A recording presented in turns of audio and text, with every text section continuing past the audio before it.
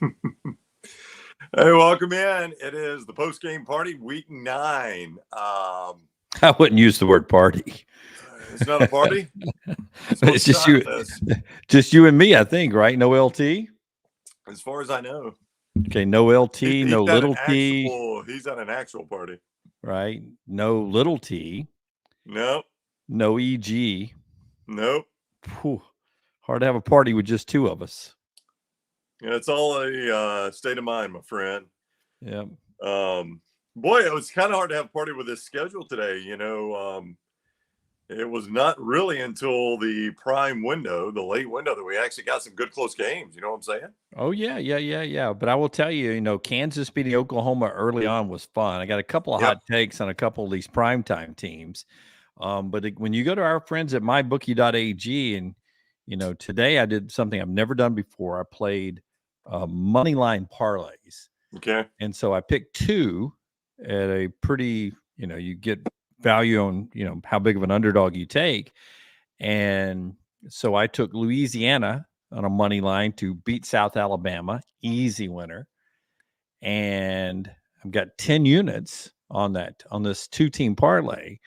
And now I've got UNLV on the money line to beat Fresno State. Right. And if I win, the amount of money I win is really insane. Insane, huh? Insane amount of money. I mean, not, I'll still be at work on Monday, but, for my units that I'm playing, it is a big, big win. Big unit win for you? Yeah, no, they've got to win it outright. And I appreciate you and Lance both answering my text when I said I've hit the first half of this parlay. I didn't know. What do I do to cover myself on the second one? I would love to ask our viewers, since this is a party, let's bring in the viewers and listeners. A 2-team parlay where I've got 2 pretty massive underdogs, and the first one hits. How do I protect myself to guarantee a nice chunk of winning on the second one? It has something that I don't know what the word I'm looking for. You're trying to hedge your bet. I needed to hedge my bet, which I did not do because I got no answer from you guys. Well, so it's just I'm not your dad, Jim. All my units are pushed. All my units are pushed in the middle on somehow getting UNLV home against Fresno State. Well, it's 7-7 early. You gonna stay up? You gonna sweat it out? You gonna stay up, sweat it out? Why not? I've got another stake riding on Arizona. I got 2.5 in that game. Yeah. And right now we just sacked a quarterback and only down 7-3 as we start the second quarter there. I just won another stake from LT, by the way, with Colorado playing within 19.5. More on that in a second, but playing within 19.5 of UCLA, another stake win for me. Won a little money earlier today on a couple of things. Could have easily taken LT for all he wanted on Oregon if I'd wanted to. The day of Dunaway. Yeah, right, all week long, right? Utah this, Utah that, until this morning on the show when he stopped talking about Utah, when he said, I'm starting to get a feeling Oregon may win this game. Yeah. And I was like, we all sort of saw this back on Monday. But he did not give Utah out. He said it this morning. He said that, all week long, he thought it was going to be Utah. And I think we were always saying, well, if Utah is so good and they're at home, how are they getting 6.5? And so we could have taken his money on the Oregon thing. So, yeah.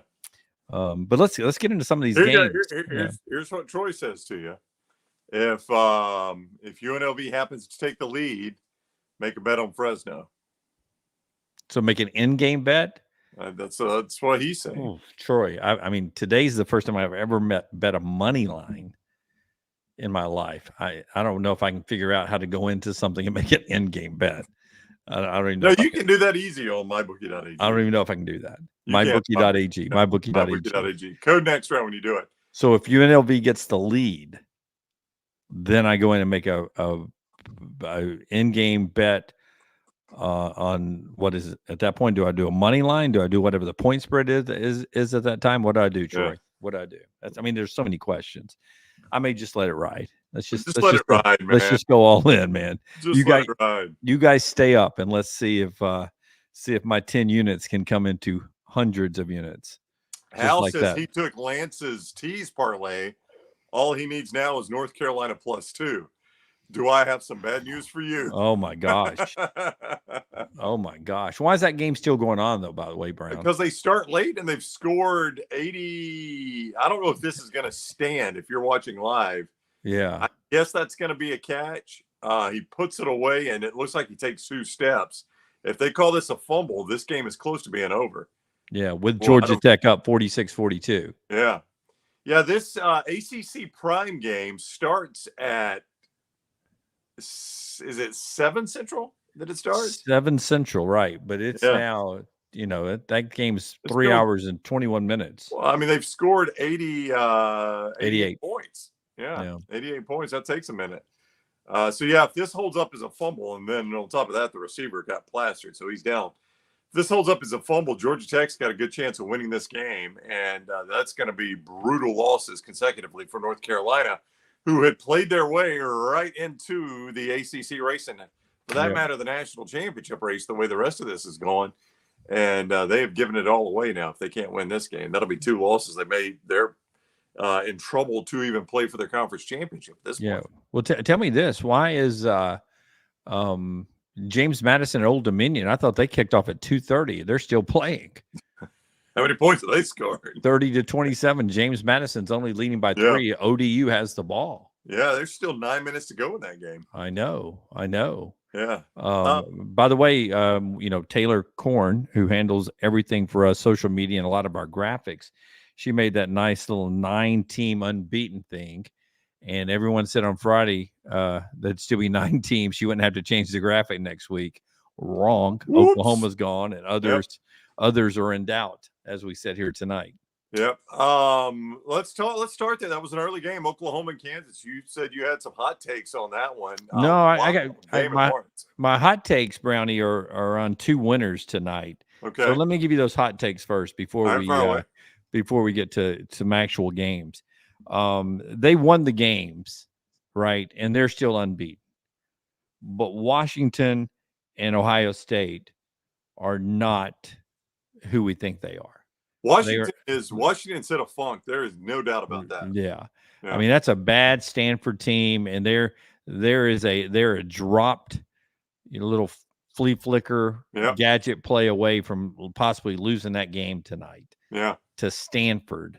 And that's a bad Stanford team, right? No, there's no doubt. That is maybe the worst team in the Pac-12, Stanford. And then Wisconsin's not good. And that score looks like it's 24-10, but really it's 17-10-ish. I mean, the referees in that game, we've got to do a better job at calling defensive pass interference in college, because when you've got your back and you're making contact and getting your hands all in the catch zone and touching the receiver. I mean, boys, when you step up, they're even going to call that in the USFL, I believe. So we got to do a better job of calling that in college. Wisconsin, they had a couple of Ohio State guys who were beat, and there were some flags not going their way. They're not saying the Big Ten was trying to protect Ohio State, but they were letting the DBs play in that one. Probably was going both ways too. I just didn't see Wisconsin throw that many close passes. Washington is not what I thought they were. No. I will agree with you on that. I thought Washington was better. I think Ohio State is a little bit what I thought they were. I think this is Ohio State. I think they're a pretty good defensive team, and they just don't have a whole lot of offense. It's weird to watch them, Dunaway, because they slop around on offense, but Jim Knowles has that defense playing pretty well. It's hard to move the football on them. Penn State saw that. They just couldn't do anything effectively today. Wisconsin couldn't do anything effectively. I mean, I still think that team's probably going to be undefeated when they play Michigan, and we'll see what happens then. Penn State should have lost today to a bad Indiana team. Michigan will annihilate both of those teams. Michigan will annihilate both of those teams. This race for the national championship is Georgia, Florida State, Michigan, and whomever else can fight their way into that. And I'll go ahead and tell you folks, LSU, Alabama, Oregon, you can play with anybody in the country. Those 3 may separate from themselves. The unbeaten 3 that I mentioned, Michigan, Georgia, and Florida State, but I would take Oregon, to beat any of the other unbeatens at this point. I would take Alabama to beat any of the unbeatens at this point. I would take LSU to beat any of the unbeatens at this point. I think Oregon's the best Oregon. Pac-12 team, and they might be the best team in the country. But yeah, Oregon's the best Pac-12 team, and it's not close. No, and they might be the best team in the country. I mean, if they had played the Washington game by the book and had won that game, I think we would be debating, is this the best team in the country right now? That's right. That's right. Oregon. Yeah, to me, Oregon and Florida State are the same.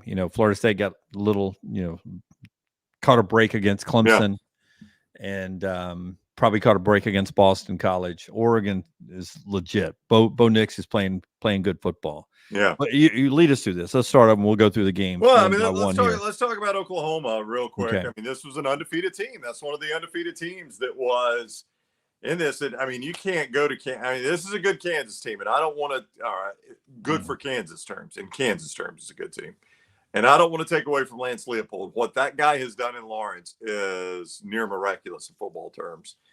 But if you're a national championship contender, you have got no business going to Lawrence, Kansas, and losing that football game. And their defense was just completely lost on that last Kansas possession. And then I thought initially they let them score on purpose, but then they had one player that might not have gotten the memo. He was trying to make the tackle in the backfield, but it looked like they did the smart thing and just let them score. But their defense was just lost on that final Kansas possession. Yeah. Brown, not only did they lose to Kansas, they lost to Kansas with their backup quarterback. Yeah. An inferior Kansas team, and a Kansas team that really couldn't throw the football. They did as good as they could at throwing the football in that contest. But when you let Devin Neal run for 112, the quarterback, Jason Bean, ran for 62, threw for 218. You only throw the ball 19 times with Dylan Gabriel. A lot of that's at the end when you're trying to come back and win the game. That Oklahoma team, they were lucky on that last drive with Dylan Gabriel. It was a heroic drive by Dylan to beat Texas. Yep. He tried to do it at the end today. No, sir. That Oklahoma team, they've got that loss now, and that means it'll be an elimination game if somehow Oklahoma and Texas can get there to play each other again, and then maybe one of those teams can make the playoffs. But right now, those two teams, they're a little behind, in my opinion, especially if it's Oklahoma, but a little behind, in my opinion, than if it's Oregon or Washington out of the Pac-12. And then Texas blows out. Let's just stay in the Big 12. Texas blows out BYU, but now next week, this Texas-Kansas State game, the way K-State is playing right now, because they dismantled Houston earlier today, that becomes a massive game for the Big 12, because you give Texas 2 losses, they're 100% out of the national championship hunt. Then you're hanging your hopes on Oklahoma, who's lost at Kansas and probably still has to play Texas again, or has to play Kansas State in the conference championship game. The Big 12 is after this game today, they are teetering on very, very thin ice right now. Brown, no doubt. And listen, remember, Texas really a bad mark away from possibly losing or going to overtime with Houston last week. And this Houston team gets boat raced 41-0, 28-0 at the half. Doesn't come close to scoring today, have less than 100 yards passing against Kansas State. And Kansas State, give Chris Kleiman a little cookie. He knows what his team is now. And with that dual threat of Will Howard and Avery Johnson of playing 2 quarterbacks, he makes it work really well. They've got a good 1-2 punch with Giddens and Ward running the football. No, Kansas State is scary for the ones who are wanting to make the playoffs. They're a 2-loss team as Kansas State, but they know who they are now. That'll be a handful with Texas next week. Washington's got USC. Yep. As you look at the playoff eliminations, if Washington doesn't create the ability to score points again, they could be in trouble as well next week. But that's it's shaping up with Bama and LSU. Huge week next week. Yep, there's no doubt about that. Let's talk about Auburn. Auburn beat Mississippi State 27-13. We saw a Peyton Thorne that we have not seen against Power 5 teams. We've seen this Peyton Thorne against, UMass. We've seen this Peyton Thorne against Samford. But boy, when they played Power 5 teams, we have seen nothing close to 20 of 26, 233 touchdowns, no picks. His best game is an Auburn Tiger. Statistically, it might not be, but you got to consider opponent when you look at that. Not that State's a world beater, but they're an SEC team. It's a Power 5 team. That was Peyton Thorne's best. And I've noticed this in the chat room, and I wondered if this would happen. People are starting to say it looked like Hugh Freeze was calling plays today. That looked like Hugh Freeze offense. Yeah, well, it did. It did. And it also, he made a decision that Peyton Thorne was going to be his number one quarterback, and he did not, play Robbie Ashford. I don't know if it'll look the same today if Robbie Ashford had been the quarterback and played virtually every snap. But from the get-go, he let Peyton Thorne get out there and actually make it was going to be his game. And they got off to a quick start. They were a little bit more aggressive than they had been. And, I thought that paid dividends to be able to get 14 points in the first quarter. That quick touchdown on that first drive. Yeah. Good drive, and you score that first touchdown. That just sort of changed the body language of that offense. And Jarquez Hunter finally looks like himself. 17 carries, 144. You said Thorne maybe his best statistical game. I didn't pay attention to the FCS opponents or the group of 5 opponents, but as far as playing a Power 5 opponent, easily his best game. Only had 6 incomplete passes. Robbie didn't come in the game a whole lot. They let it be Peyton Thorne's game, and I thought it worked out. And, he ran the ball well. Crowd is always good there. Mississippi State without Will Rogers, they struggle with Mike Wright, who couldn't be 1 or 2 at Vandy if he had hung around. So it's a great win for Auburn. And it really sets the table down the stretch, not just to get bowl eligible, Brown, but at 4-4 now. And you mentioned this on Friday. What Auburn has left is a schedule where they can not only get bowl eligible, but maybe get to 7 wins. Yeah, and that changes your bowl destination, gets you out of Birmingham. Yep. Georgia Tech just picked up a first down, so this game's over. They're going to beat North Carolina. Crazy. Carolina's on a tough streak right now. Ben said he only watched the second half. Thorne looked like crap. Yeah, that's the problem, is they were not great in the second half. That was a terrible offensive second half, but they had done enough work in the first half that they were able to win the game. I mean, I think at one point they only had like 30 some odd second half yards late in that game before Hunter broke off that long 60 some odd yard run. So yeah, that's perplexing with this team, obviously. Here's what I like today. Javarius Johnson made a couple of plays. Rivaldo Fairweather, to me, had his best game. Jarquez ran it. He caught it. Jay Fair had a few catches. They look like, all of a sudden they had some playmakers. Yeah. And now can you carry that over to next week? Yeah, that's the question. And boy, they are rushing the field in Atlanta. That is that fan base is hungry for anything, aren't they? Yeah. And by the way, one more note on Auburn. Eugene Asante looked healthy again. Yeah. He came out with eight solo tackles. Yeah, played a great game. Royal Payne says Mississippi State needs to start looking for a new head coach. I don't really know a ton about Arnett. I know that they seemed high on him when Mike Leach was still alive and Arnett was just an assistant. But the guy does not inspire much confidence in you. Like, here's what, and I pointed this out. I had a buddy over watching some games today, and I pointed this out to him. Every time they cut to Arnett on the sideline, his mic's up. He's not talking to anybody. That's right. Excuse me. It's like he just walks around. He just walks around, and there's no emotion. He and I'm not saying you got to be a raving lunatic on the sidelines, but, I just look at the really good ones like Nick Saban and Kirby Smart. And, Dabo, we'll talk about him later, but when he was good. Ryan Day, people like, Lincoln Riley, those guys are involved in the game. It looks like they're involved in doing something. Hugh Freeze, I mean, just look at the other sideline. Hugh Freeze, they're involved in doing something. And this guy's just walking around with his arms crossed and the mic up. It doesn't inspire much confidence in me if I'm a State fan. No, and he says things, going to the locker room down at the half.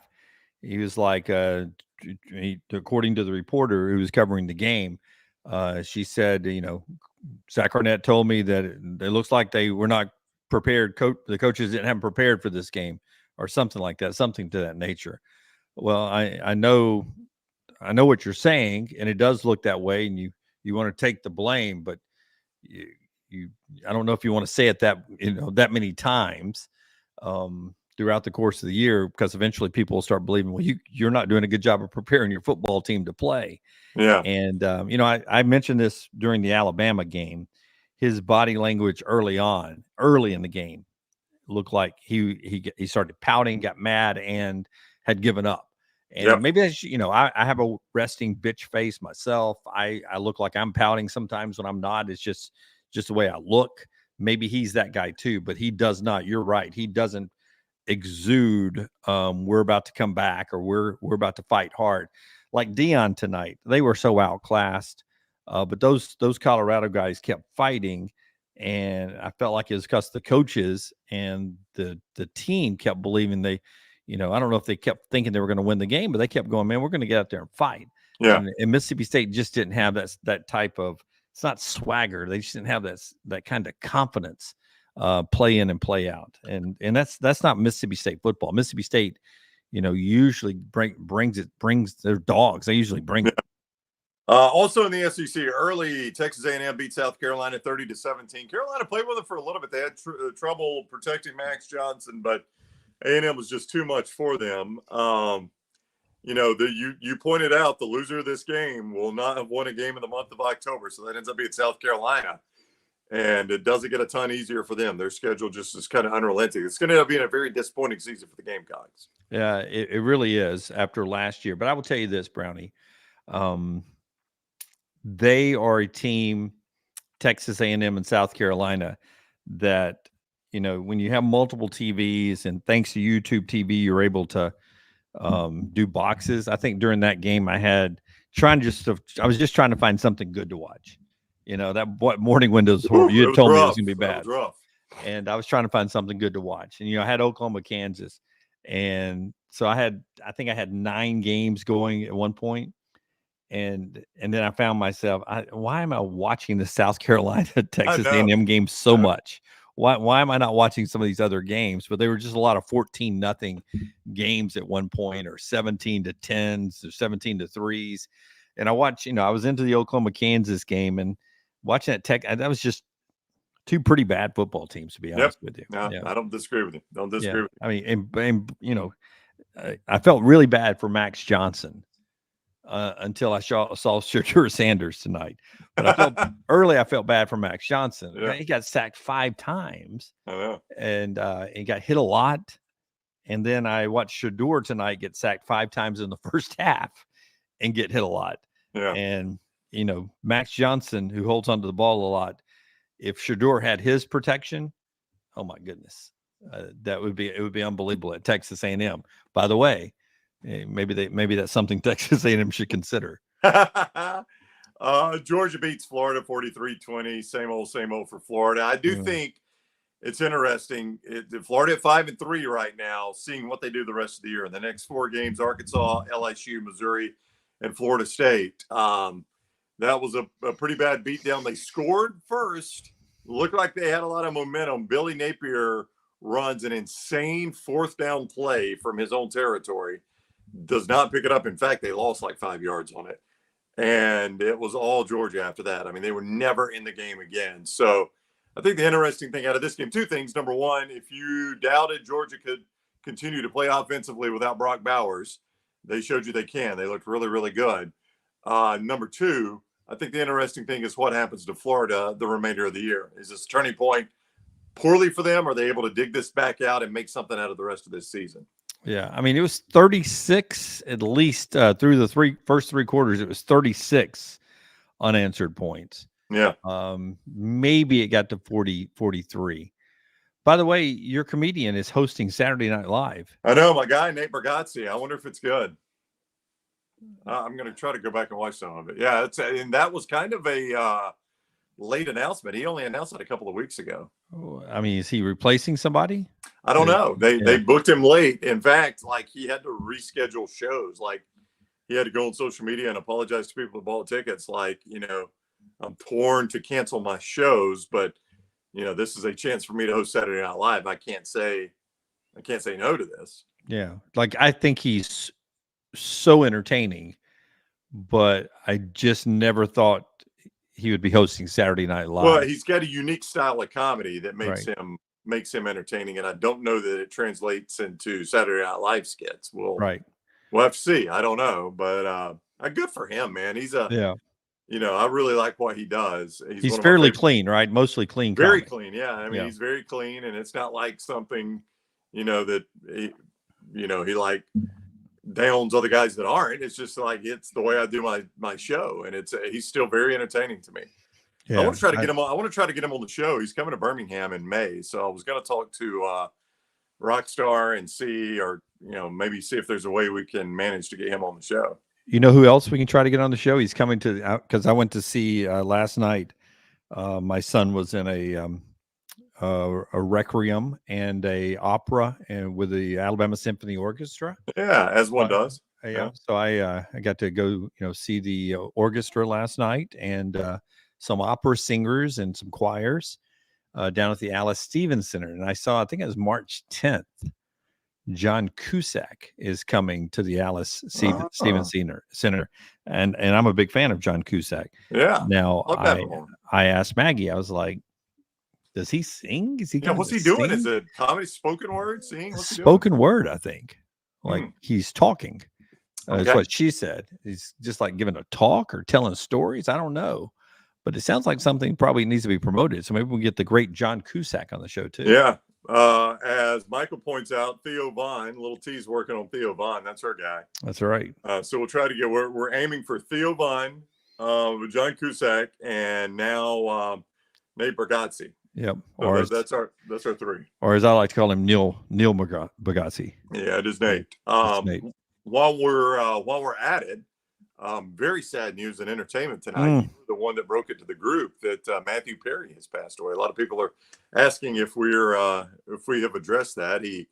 News broke during the late game, sometime around 8-9 o'clock, that he had apparently drowned tonight, and the Friends star has passed away in his jacuzzi, Brown.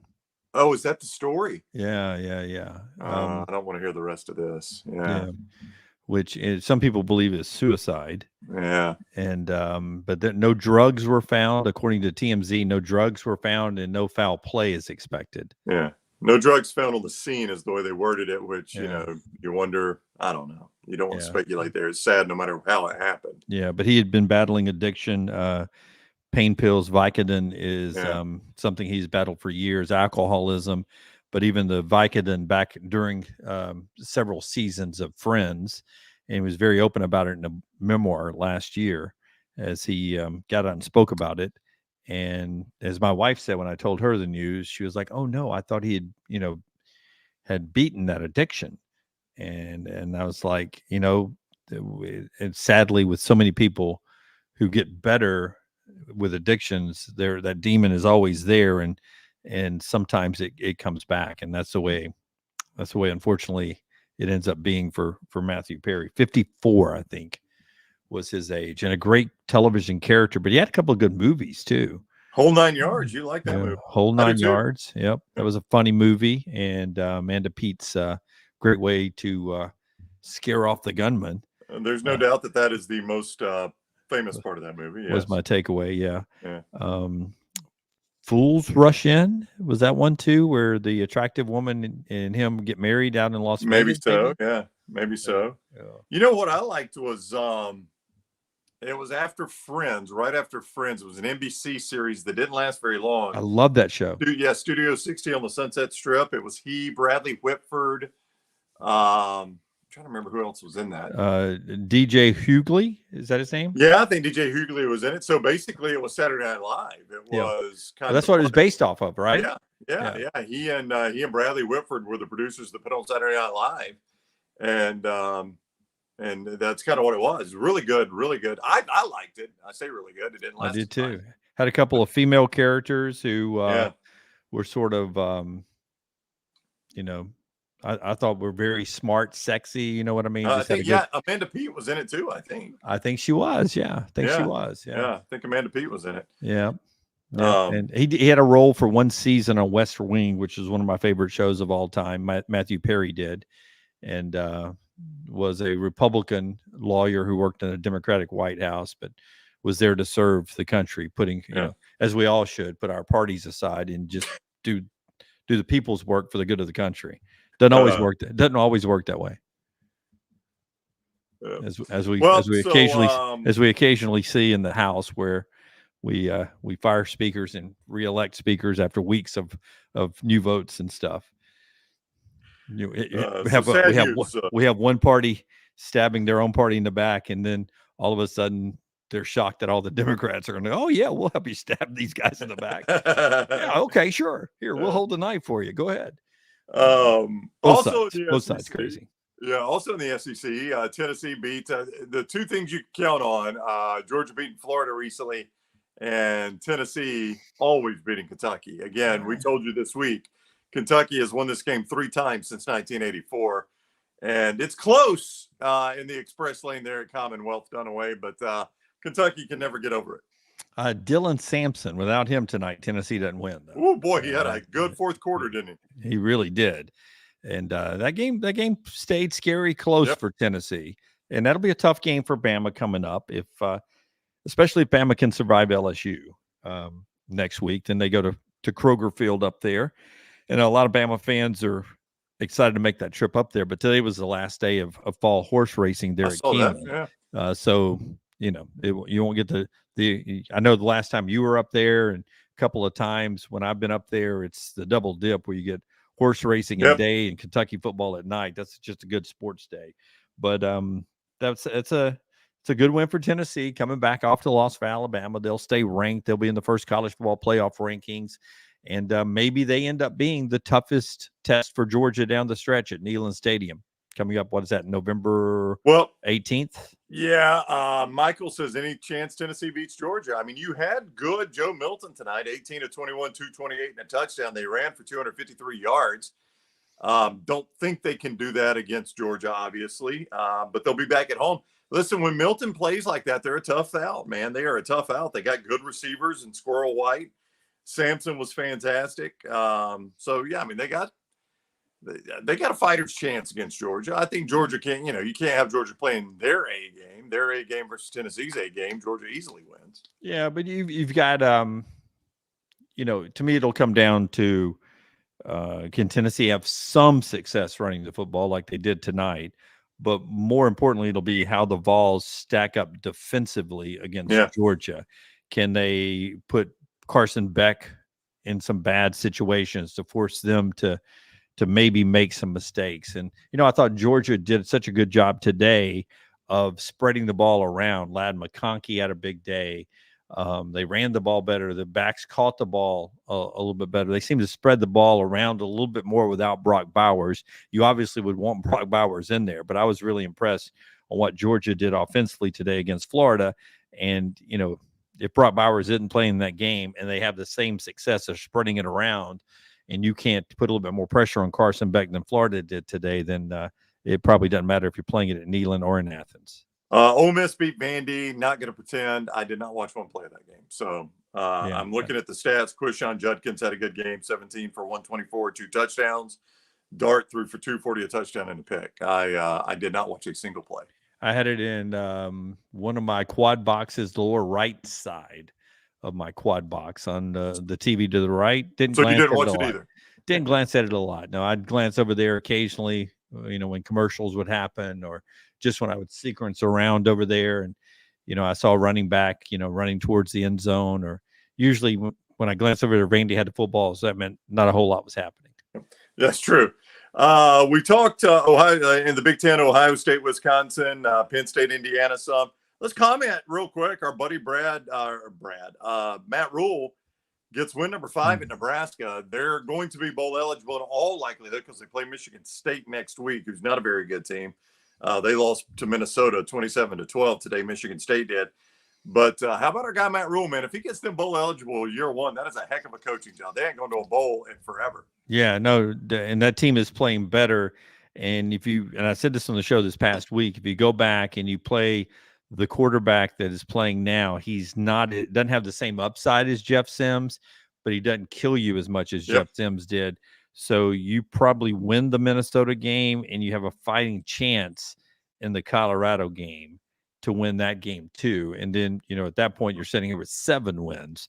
So, it would be a little different at that point. But, 5 wins is good. A handful of games left to get bowl eligible, which would be fantastic for Matt Rule.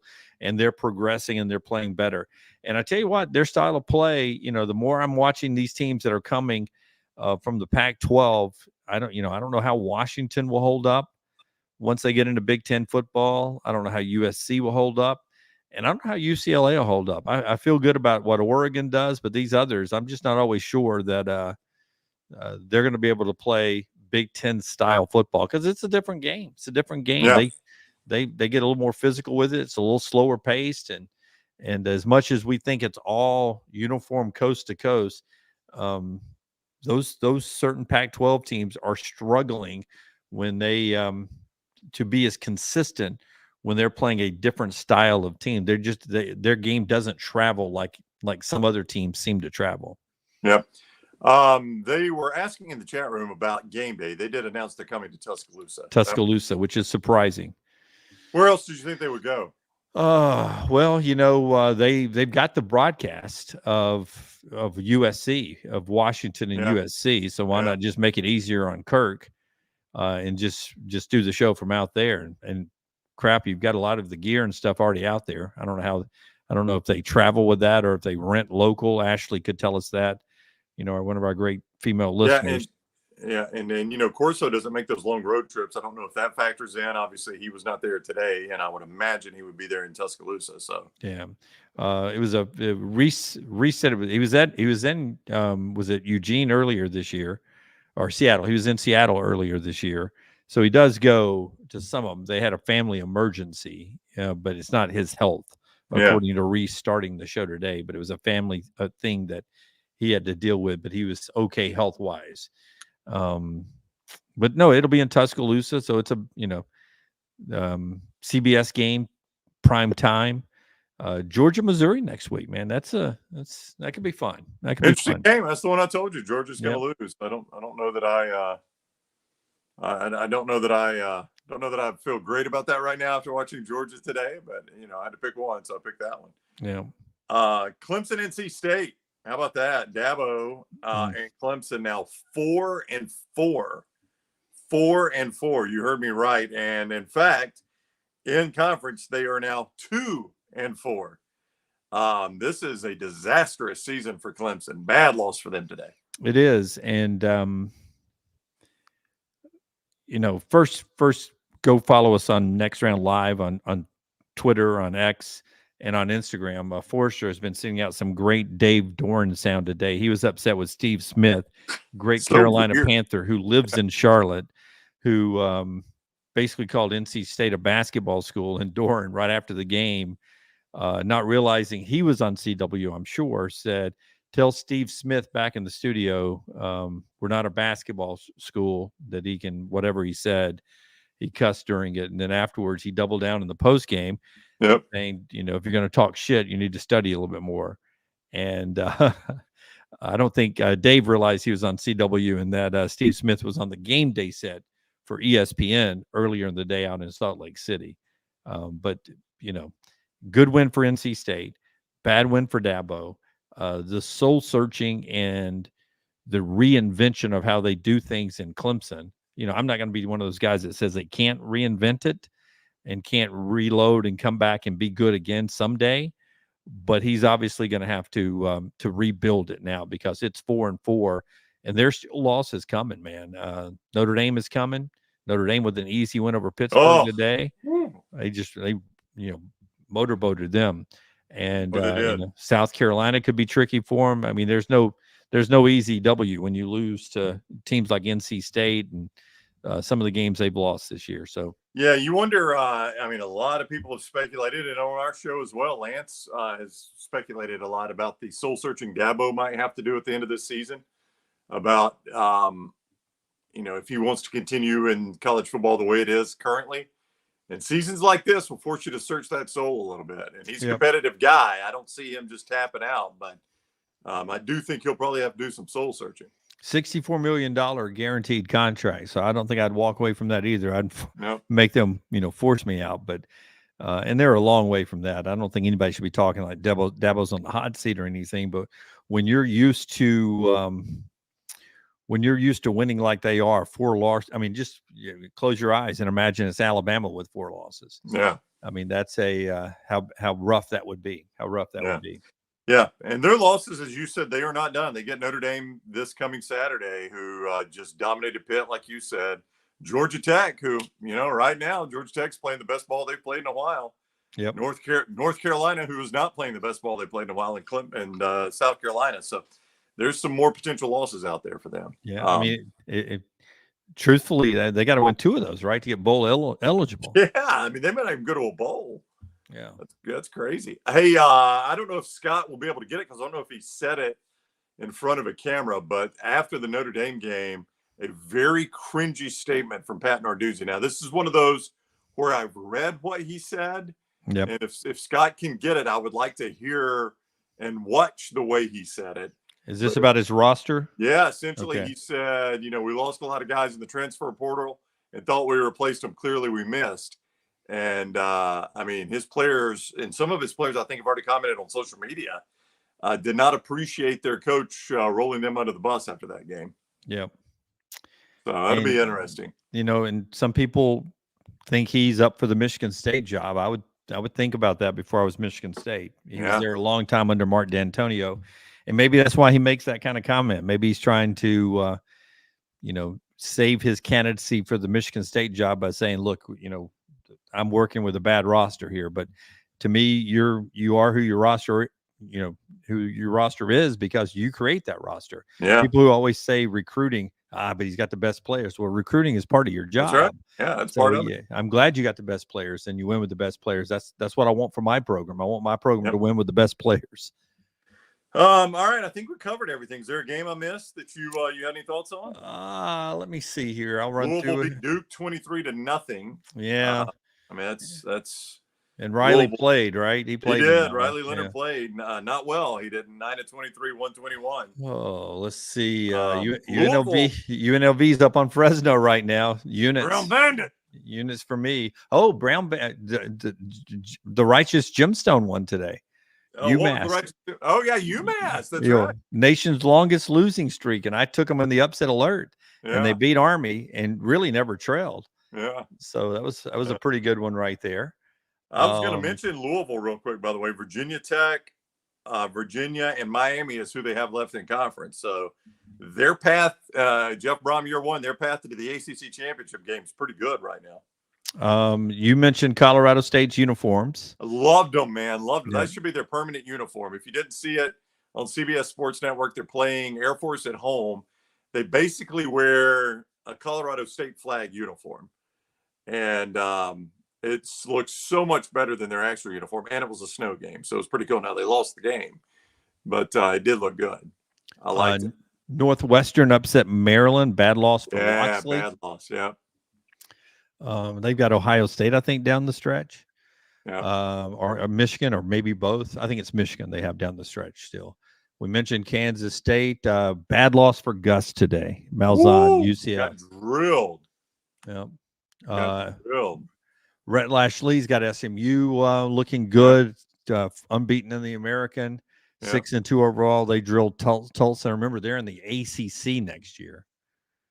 Let's see. Somebody asked if we commented on USC. Trace said, "Did we talk USC?" I don't guess we talked a ton about it. They are their defense is back to being their defense, but good news for them is their offense looks like it's back to being their offense. They'd had 2 bad offensive games in a row against Notre Dame and last week against Utah, but they got back to it today with 50 points. But their defense.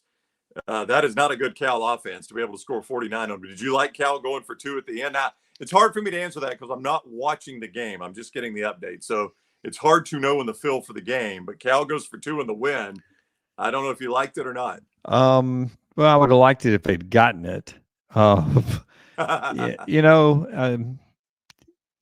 guess because they're not as good as USC is, right? There was a little bit of an upset that was going on. Yeah. So you're going for the win. Didn't love to play because you're rolling left with a right-handed quarterback. Yeah. That makes it a tougher throw. I'd like to roll, where it's an easier throw for me.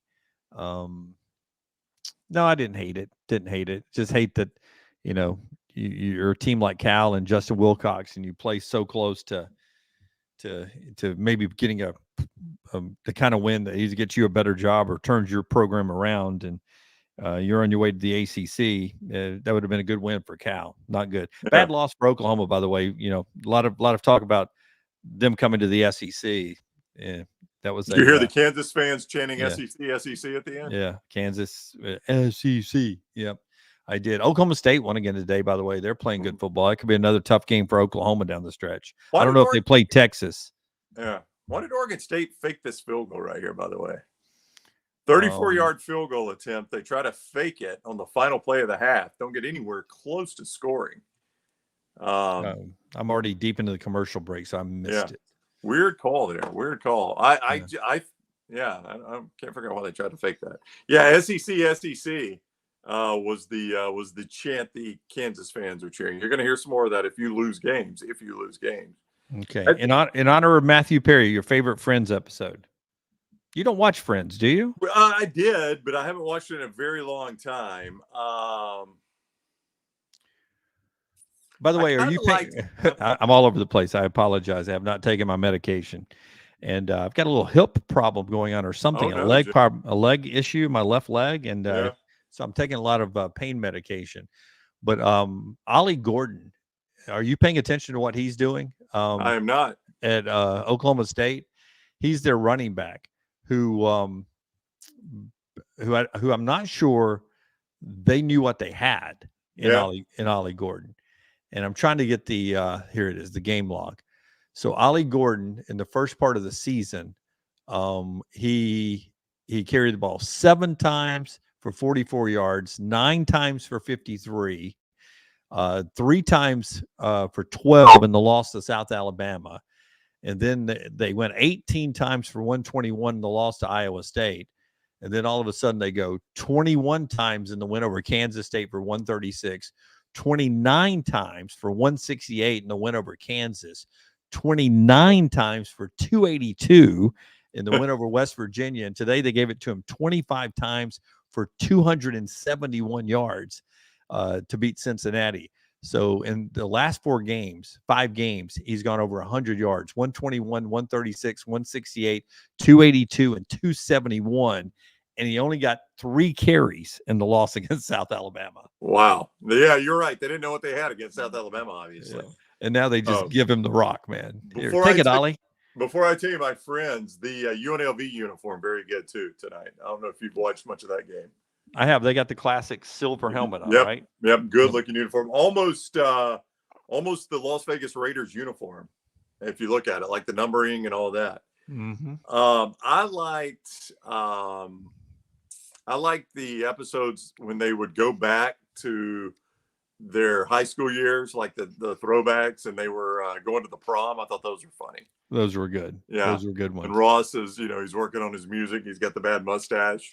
And didn't Chandler had the flock of seagulls hair? Yeah. It's like miserable to be there. That's a good one. My favorite scene is when they're sneaking around. He and Monica are dating, and they're taking a bubble bath, and she goes underwater to not get discovered, and he orders something with Joey and walks out, and then she comes up, and then she goes back under, and they add to the order. It was funny stuff.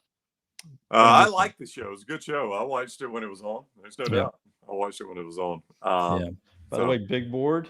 Yeah, how'd we do today? You got Georgia home. You got Kansas State home. You 3-2 with Arizona still in the hunt. Yeah. Marshall was a bad pick. They were the favorites and got drilled by Coastal and UCF. Other than that, winner easy, and then this one's ongoing right now. Well, you got a break going to the locker room there. Oregon State left 3 points on the field trying that fake field goal, so that helped you out there going to the locker room. And UNLV is up right now. Is that correct?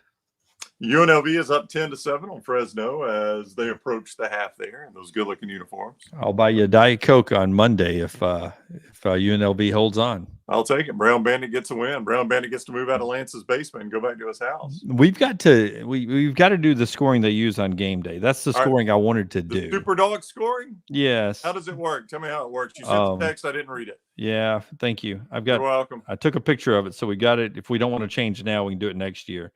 The minimum is 4.5 instead of 3.5. Okay. All right. You get 5 points for a cover. Okay. So if I take a team that is favored by 4.5 or a dog at 4.5 or more, I get 5 points if they just cover. If they just cover. Okay. If they win outright, you get 5 points plus whatever the point spread is. So if it's 10, I get 15 points. That's right. Okay. I would have gotten 15 because UMass was 10. I would have gotten 15 for UMass today. And you get 1 point for a push. Yeah. And that's it. Interesting. That's the way we should do it. Yeah. All right.